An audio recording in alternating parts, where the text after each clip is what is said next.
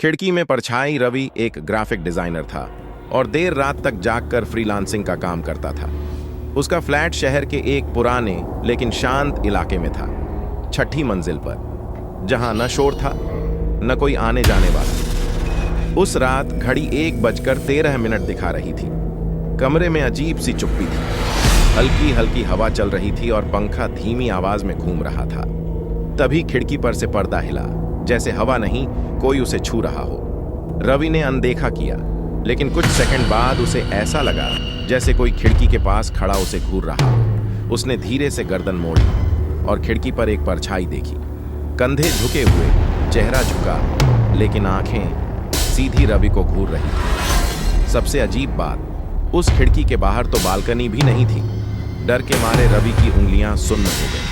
वो उठा, हिम्मत करके खिड़की के पास गया, पर जब पर्दा हटाया वहां कुछ भी नहीं था।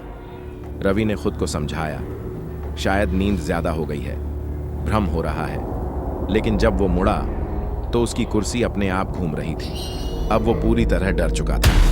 उसने तुरंत सब लाइट्स जला दी, लेकिन तभी कमरे की सारी लाइटें झपक कर बुझ गईं।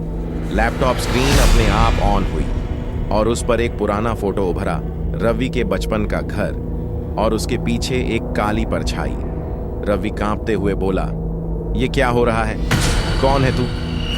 तभी बाथरूम का दरवाजा खुद ब खुद धीरे धीरे खुला और एक आवाज आई, मैं वहीं से आई हूं जहां तूने मुझे बंद किया था। रवि की आंखों में आंसू थे, सांसें तेज थीं। उसे याद आया, बचपन में उसने एक ओंझा के कहने पर अपनी दादी की आत्मा को बंद करने की एक कोशिश की थी, क्योंकि सब कहते थे दादी अब भी उसे ढूंढती है। वो परछाई दादी थी, लेकिन अब वो इंसान नहीं रही थी, वो अब कुछ और बन चुकी थी। अगली सुबह रवि का फ्लैट अंदर से बंद मिला। दरवाजा तोड़कर जब लोग अंदर घुसे, कमरे की दीवारों पर सिर्फ एक ही लाइन खून से लिखी थी, जिसे तुम भूल जाते हो वो हमेशा याद रखता है।